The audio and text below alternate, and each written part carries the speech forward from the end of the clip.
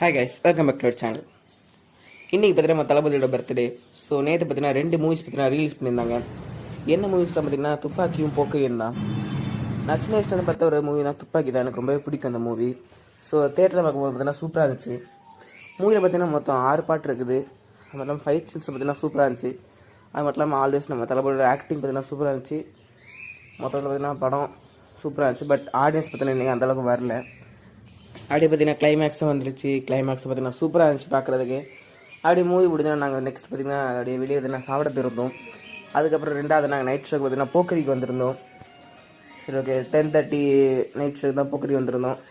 போக்கரிக்கு பார்த்தீங்கன்னா தளபதி அப்படிங்கிற அந்த டைட்டில் கார்டு போட்டிலேருந்து கடைசி வரைக்கும் பார்த்தீங்கன்னா எல்லோரும் கத்திக்கிட்டு தான் இருந்தாங்க.